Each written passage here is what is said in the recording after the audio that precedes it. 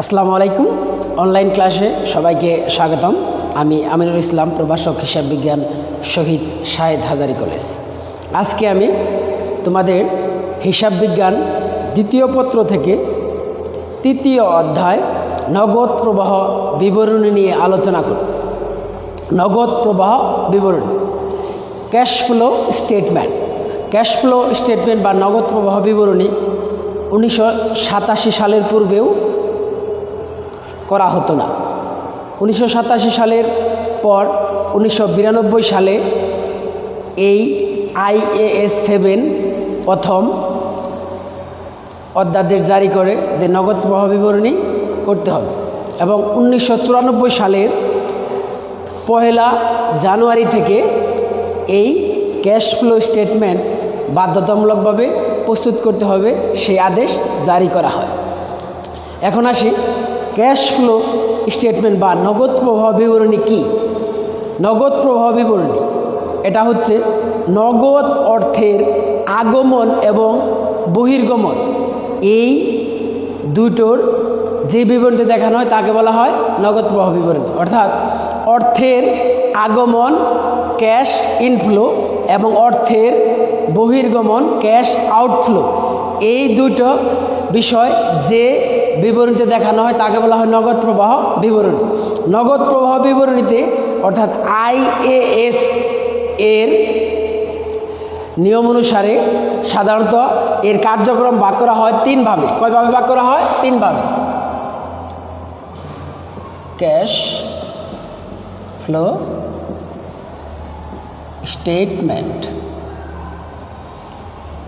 নগদ প্রবাহ বিবরণী। নগদ প্রবাহ বিবরণীর কার্যাবলীকে ভাগ করা হয় কভাবে? দেখো, কার্যাবলী বা অ্যাক্টিভিটিস, এটাকে ভাগ করা হয় প্রথমত পরিচালন সংক্রান্ত কার্যাবলী। পরিচালন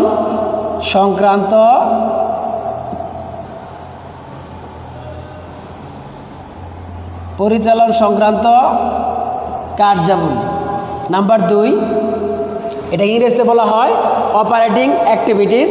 নাম্বার 2, বিনিয়োগ সংক্রান্ত কার্যাবলী। বিনিয়োগ সংক্রান্ত কার্যাবলী। নাম্বার 3, অর্থায়ন সংক্রান্ত কার্যাবলী। অর্থায়ন সংক্রান্ত financing activities.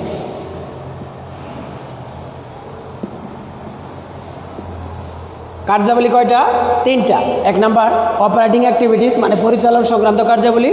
Number 2 investing activities অর্থাৎ বিনিয়োগ সংক্রান্ত কার্যাবলী। নাম্বার 3 অর্থায়ন সংক্রান্ত কার্যাবলী। এখন এই অঙ্ক করার জন্য সাধারণত 2টি পদ্ধতি ব্যবহার করা হয়। অঙ্ক করার জন্য পদ্ধতি ব্যবহার করা হয় কয়টা? মেথড। পদ্ধতি ব্যবহার করা হয় 2টা। একটা হচ্ছে প্রত্যক্ষ পদ্ধতি মানে ডাইরেক্ট মেথড।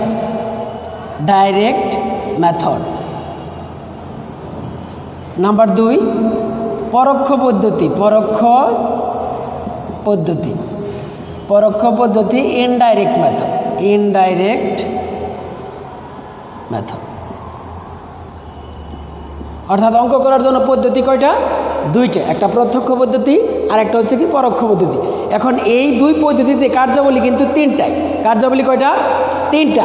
এই 3টা কার্যাবলীর আমাদের যে আগে লিখলাম, অর্থাৎ পরিচালন সংক্রান্ত কার্যাবলী, বিনিয়োগ সংক্রান্ত কার্যাবলী আর অর্থায়ন সংক্রান্ত কার্যাবলী। এখন এই প্রত্যক্ষ এবং পরোক্ষ পদ্ধতিতে 2 কার্যাবলী একই, অর্থাৎ বিনিয়োগ সংক্রান্ত কার্যাবলী এবং অর্থায়ন সংক্রান্ত কার্যাবলী 2টাই 2 পদ্ধতিতেই কী হবে? একই হবে। সেখানে 2 পদ্ধতিদের জন্য সুবিধা, শুধুমাত্র আলাদা হবে কোনটা? প্রত্যক্ষ এবং পরোক্ষ পদ্ধতিতে পরিচালন সংক্রান্ত কার্যাবলীটার নিয়ম ভিন্ন বা আলাদা। এখন আমরা পরোক্ষ পদ্ধতিতে অর্থাৎ ইনডাইরেক্ট মেথডে নিয়মগুলো আমি লিখে দিচ্ছি।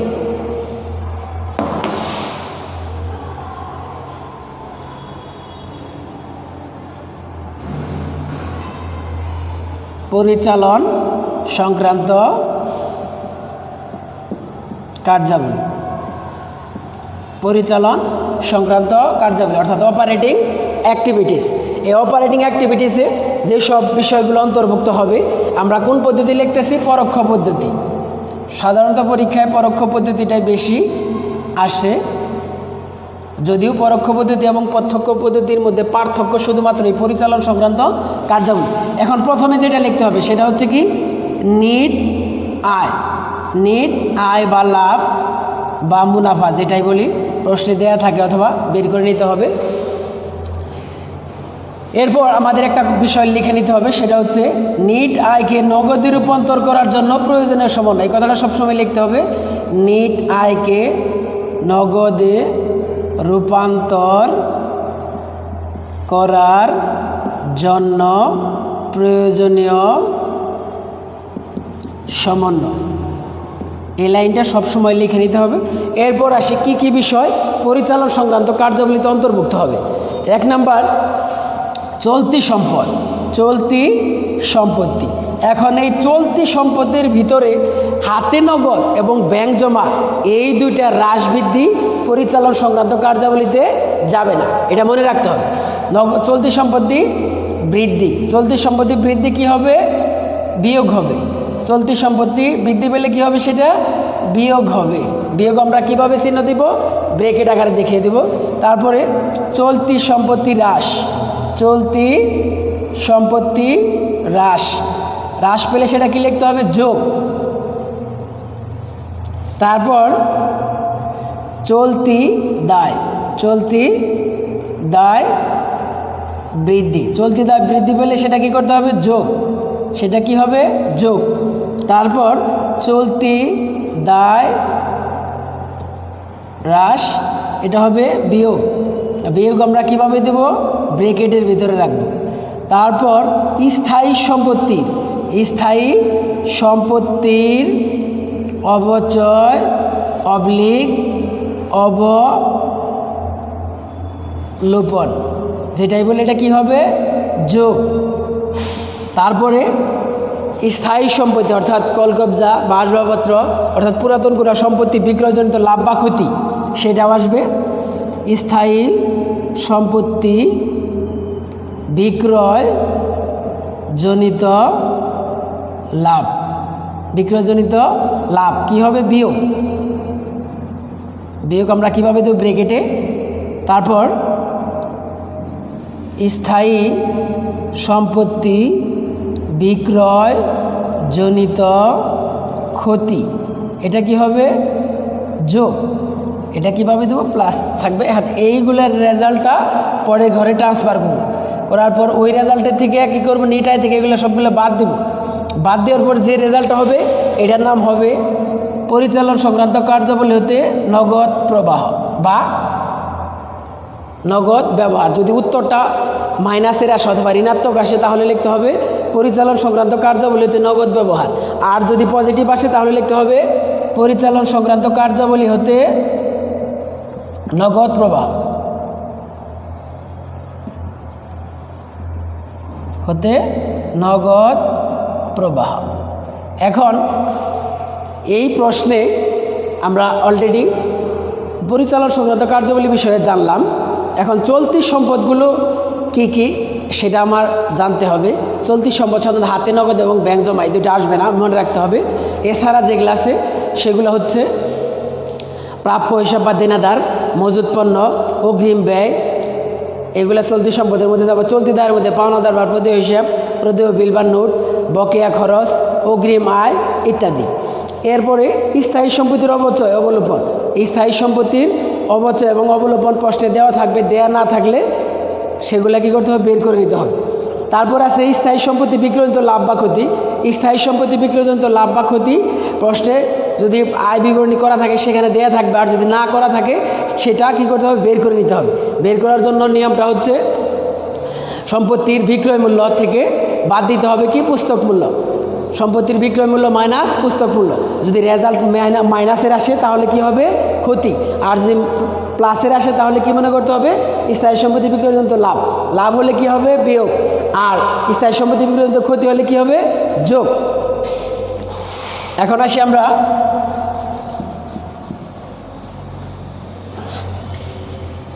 বিনিয়োগ সংক্রান্ত কার্যাবলী। এখন এই বিনিয়োগ সংক্রান্ত কার্যাবলীতে কী কী যায়? আর্থিক অবস্থার বিবরণীতে স্থায়ী সম্পত্তি কতটুকু পরিবর্তন হয়েছে সেই পরিবর্তনটুকুর জন্যই করা হয় কি বিনিয়োগ সংক্রান্ত কার্যাবলী। বিনিয়োগ সংক্রান্ত কার্যাবলী। এই বিনিয়োগ সংক্রান্ত কার্যাবলীতে সাধারণত দুইটা জিনিস যাবে। প্রথম হচ্ছে স্থায়ী সম্পত্তি ক্রয়। স্থায়ী সম্পত্তি ক্রয়। স্থায়ী সম্পত্তি ক্রয় করলে নগদ টাকা কমে যায়, তাই কি হবে? এটা বিয়োগ হবে। আর আরেকটা যাবে কি স্থায়ী সম্পত্তি বিক্রয়। স্থায়ী সম্পত্তি বিক্রয়। স্থায়ী সম্পত্তি বিক্রয় করলে নগদ অর্থ বাড়ে, তাই এটা কী হবে? যোগ। এখন এই দুইটার পার্থক্য যদি পজিটিভ হয় তাহলে লিখতে হবে কি বিনিয়োগ সংক্রান্ত কার্যাবলী হতে নগদ প্রবাহ। আর যদি নেগেটিভ অ্যান্সার আসে, এখানে যদি নেগেটিভ অ্যান্সার আসে তাহলে লিখতে হবে কি বিনিয়োগ সংক্রান্ত কার্যাবলী হতে নগদ ব্যবহার। বিনিয়োগ সংক্রান্ত কার্যাবলী হতে নগদ প্রবাহ অবলিক যদি মাইনাসের আসে তাহলে কি লিখতে হবে? সেটা ব্যবহার। ওকে, অর্থাৎ বিনিয়োগ সংক্রান্ত কার্যাবলীতে কয়টা আইটেম যাবে? অনলি দুইটা আইটেম যাবে। প্রথমে আমাদের কি খেয়াল করতে হবে? প্রথমে এই বিনিয়োগ সংক্রান্ত কার্যাবলীর জন্য প্রথমে আমাদের সমন্বয় দেখতে হবে। সমন্বয়ে স্থায়ী সম্পত্তি ক্রয় বিক্রয় আছে কিনা। যদি স্থায়ী সম্পত্তি ক্রয় বিক্রয় থাকে সেক্ষেত্রে আর আমরা আর্থিক অবস্থার বিবরণী পোস্টে যে দেওয়া আছে সেখানে আর লক্ষ্য করব না। আর যদি সমন্বয়ে দেওয়া না থাকে সেখানে আমরা কি করতে হবে? আর্থিক অবস্থার বিবরণীতে যাইতে হবে। আর্থিক অবস্থার বিবরণীতে 2 বছরের তথ্য দেওয়া থাকে। সেখানে স্থায়ী সম্পত্তি গত বছর থেকে যে চলতি বছর বাড়ে, অর্থাৎ যদি স্থায়ী সম্পত্তি বাড়ে তাহলে সেটা কি মনে করতে হবে? ক্রয় মনে করতে হবে। আর স্থায়ী সম্পত্তি ক্রয় মানে কমলে সেটা কি মনে করতে হবে? বিক্রয় মনে করতে হবে। আশা করি ক্লিয়ার। এরপরে দেখো আমাদের রয়েছে আর একটা বিষয়, সেটা হচ্ছে কি অর্থায়ন সংক্রান্ত কার্যাবলী। Financing activities. অর্থায়ন সংক্রান্ত কার্যাবলী। অর্থায়ন সংক্রান্ত কার্যাবলী এটা কিন্তু আগেই বললাম যে বিনিয়োগ সংক্রান্ত কার্যাবলী এবং অর্থায়ন সংক্রান্ত কার্যাবলী দুই পদ্ধতিতে কি একই।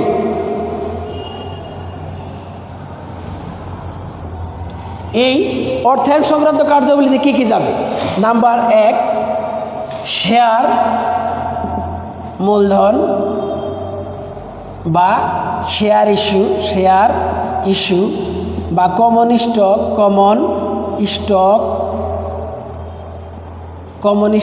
ইস্যু বা ইকুইটি ইস্যু। অর্থাৎ এগুলো কি হবে? যোগ হবে। এগুলো কি হবে? যোগ হবে। শেয়ার মূলধন বা শেয়ার ইস্যু বা কমন স্টক ইস্যু বা ইকুইটি ইস্যু করলে কি হবে? যোগ হবে। নাম্বার 2 ঋণপত্র অবলিক বন্ড অবলিক ডিবেঞ্চার। এগুলো ইস্যু করলে কি হবে? যোগ হবে। কি হবে? যোগ। আবার যদি ঋণপত্র বা বন্ড পরিশোধ করা হয়, ঋণপত্র বা বন্ড বা ডিবেঞ্চার পরিশোধ করা হলে কি হবে? সেটা হবে কি? বিয়োগ। নগদ অর্থ কমে যায়, কি হবে? বিয়োগ। এরপর আছে আমাদের কি লভ্যাংশ প্রদান। আরেকটা হবে কি লভ্যাংশ প্রদান, নগদ লভ্যাংশ প্রদান। এটা কি হবে? বিয়োগ। নগদ লভ্যাংশ প্রদান কি হবে? বিয়োগ। অর্থাৎ অর্থায়ন সংক্রান্ত কার্যাবলীতে টোটাল যাবে কয়টা আইটেম? 4টা আইটেম। প্রথমে আছে শেয়ার মূলধন সংক্রান্ত, তারপরে ঋণ সংক্রান্ত। ঋণ যদি বাড়ে তাহলে সেটা কি হবে? মনে করতে হবে ডিবেঞ্চার ইস্যু করা হয়েছে। আর ঋণ যদি কমে সেটা কি মনে করতে হবে? পরিশোধ মনে করতে হবে। আরেকটা আছে কি নগদ লভ্যাংশ প্রদান। এখন এই রেজাল্টটা যদি পজিটিভ আসে তাহলে আমাদের লিখতে হবে কি অর্থায়ন সংক্রান্ত কার্যাবলীতে নগদ প্রবাহ। অর্থায়ন সংক্রান্ত কার্যাবলী হতে নগদ প্রবাহ। আর যদি রেজাল্টের নেগেটিভ আসে তাহলে লিখতে হবে কি ব্যবহার। আমরা 3টি কার্যাবলী ব্যাখ্যা করলাম, পরিচালন সংক্রান্ত কার্যাবলী, বিনিয়োগ সংক্রান্ত কার্যাবলী এবং অর্থায়ন সংক্রান্ত কার্যাবলী। এখন আমরা যেটা করব সেটা হচ্ছে যে এই নগদ প্রবাহ বিবরণীতে যাবে না এরকম লেনদেন কোনগুলো আছে। সেটা হচ্ছে শেয়ারকে, দেখো শেয়ারকে বন্ডে রূপান্তর বন্ড মানে যে কোনো ঋণের রূপান্তর, অর্থাৎ শেয়ারকে বা শেয়ার মূলধনকে যদি বন্ডে রূপান্তর করা হয়, এটা অনগদ লেনদেন, এটা কি হবে না, যাবে না। একইভাবে যাবে না, কোনগুলো যাবে না।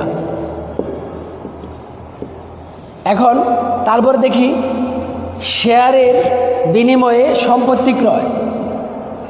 শেয়ারের বিনিময়ে সম্পত্তি ক্রয়, কারণ বিনিময় করার কারণে অর্থের কোনো আদান প্রদান হয়নি, তাই এটা যাবে না। একইভাবে ঋণপত্রের বিনিময়ে সম্পত্তি ক্রয়, এটাও কি হবে না, অঙ্কে যাবে না, কারণ এগুলো অনগদ লেনদেন, আর্থিক অবস্থা অর্থাৎ নগদের অর্থের কোনো পরিবর্তন হয়নি। তাহলে শেয়ারকে বন্ডে রূপান্তর, তারপর কি শেয়ারের বিনিময়ে সম্পত্তি ক্রয়, তারপর কি লিখছি ঋণপত্রের বিনিময়ে বা বন্ডের বিনিময়ে বা ডিবেঞ্চারের বিনিময়ে সম্পত্তি ক্রয়, এগুলো কি অনগদ লেনদেন, এগুলো নগদ প্রবাহ বিবরণীতে যাবে না।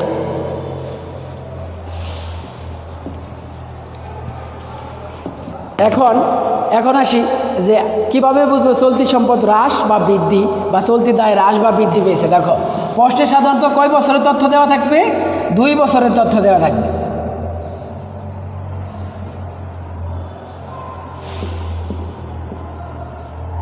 আমি লিখতেছি, দেখো দেনাদার বা প্রাপ্য হিসাব যেটাই বলি 2018-2017।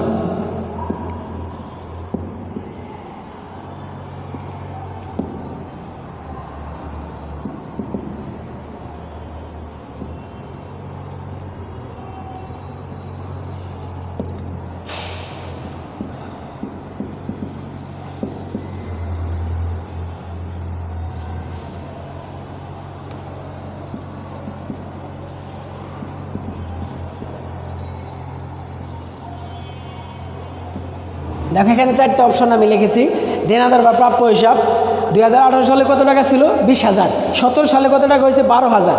এখানে আমরা হ্রাস না বৃদ্ধি কীভাবে বুঝবো, আমাদের মনে করতে হবে এটা চলতি বছর, এটা কি বিগত বছর ছিল 12,000, সেখান থেকে কত হয়েছে 20,000। তার মানে আমাদের কি করতে হবে, 8,000 টাকা কি পেয়েছে, বৃদ্ধি পেয়েছে, 8,000 টাকা বৃদ্ধি পেয়েছে। চলতি সম্পদ বাড়লে কি হবে, বিয়োগ হবে। তারপর দেখো মজুত পণ্য গত বছর ছিল কত, 14,000, এই বছর কত হয়েছে 10,000, তাহলে 4,000 কি হয়েছে, হ্রাস হয়েছে, 4,000 হ্রাস। চলতি সম্পদ হ্রাস পেলে কি হবে, যোগ হবে।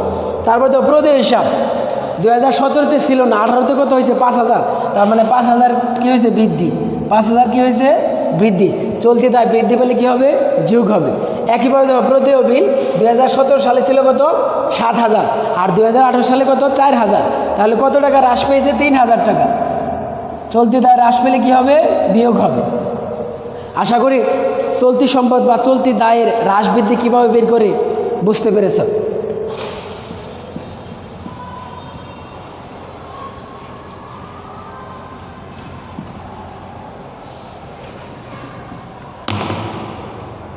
আজকের এই নগদ প্রবাহ বিবরণীর পরোক্ষ পদ্ধতির 3টি কার্যক্রম, অর্থাৎ পরিচালন সংক্রান্ত কার্যাবলী, বিনিয়োগ সংক্রান্ত কার্যাবলী এবং অর্থায়ন সংক্রান্ত কার্যাবলীর মোটামুটি সকল নিয়মগুলো দেখানো হয়েছে। তোমরা বাসায় যদি ভালোভাবে প্র্যাকটিস করো বা এই নিয়মগুলো আয়ত্ত করে ফেলো, তখন এই নগদ প্রবাহ বিবরণীটা করতে অনেক সহজ লাগবে।